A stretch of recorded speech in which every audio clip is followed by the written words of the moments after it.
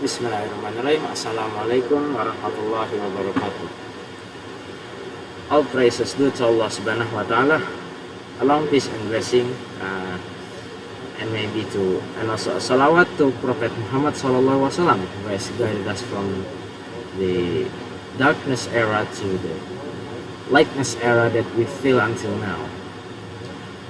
Okay, in this chance I will tell you about a story about the early life of Rasulullah sallallahu alaihi wasallam on his before prophecy or the revelation. Rasulullah was born in Mecca, Saudi Arabia now, and also he was born at the year of Al-Fil, or known as the elephant year. That's when the king of Yemen, Abraha, tries to conquer Mecca and to destroy Kaaba, but they can't because there's a bird who drops a very hot stone from the hell, and then they die. And at that time also the tragedy when Rasulullah, peace be upon him, was born. And during Rasulullah SAW, peace be upon him, born, there are many kind of tragedies, like the fire that was worshipped by the Majusi, the clan who worships fire, which is the fire who have been lighted up for many hundred years or maybe 1,000 years.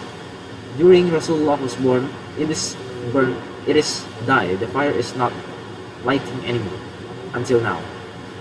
And then also the castle of Kisra was light. It has kind of big, very light thing, some lights on it, on the castle. And then the balcony of the castle was collapsed.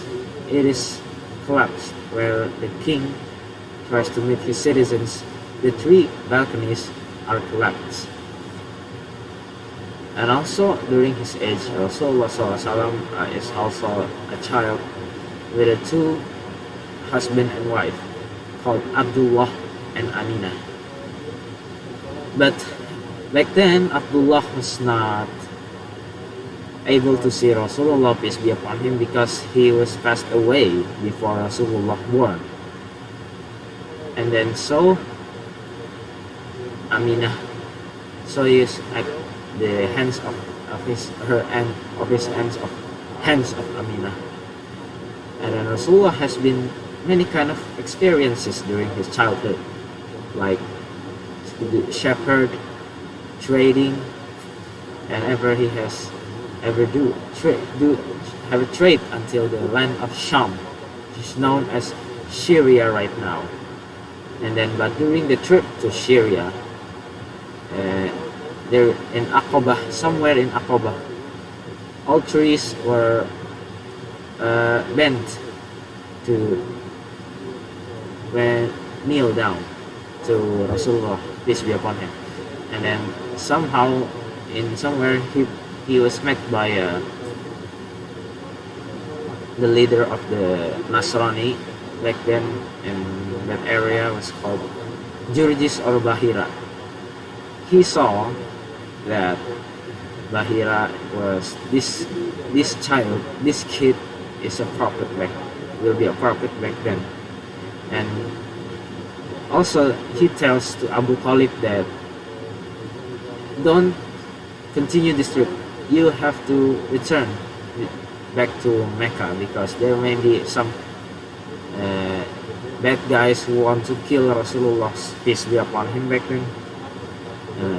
Because maybe the Jews is the one who wants to, the people who wants to kill Rasulullah back then was the Jews. And the Jews, why he wants to kill Rasulullah SAW? Because the Jews was very disappointed about the new prophet. He's not from Bani Israel, instead he's from the Arabic tribe.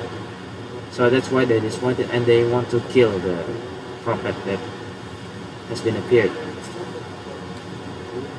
Okay, Also, Rasulullah SAW was in the hands of the adoption of Suwaibah for the first time, and then switched by the adoption to Halimah as-Sa'diyah at the Bani Sa'ad, at the place where it's called Bani Sa'ad, where back then Arabians try having a tradition by putting their babies to the adoptions to the villages in order to make their babies become strong and educated, and they can also speak Arabic good, speak with a proper Arabic language.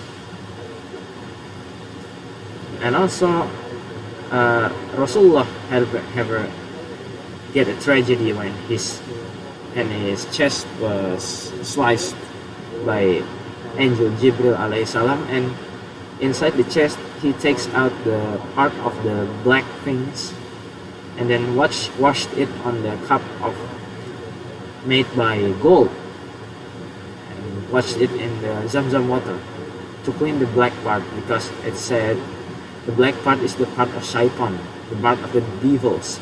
So angel Gabriel alayhi salam have to clean it, and then the heart has a black thing, and then the heart is returned back to Rasulullah's chest. But back then Halimah as-Sa'diyah was very surprised and very shocked to see that, but it didn't happen anything. Rasulullah SAW, peace be upon him, is still okay. But because of disappointment and his shock tragedy like that, Halimah as-Sa'diyah returns Rasulullah, peace be upon him, to his mother Aminah. And then at that time also Rasulullah was going to see his father's grave with his mother Aminah, but on their way home, Aminah was sick. And back then, yes, at that time when Aminah, Rasulullah's mother, passed away.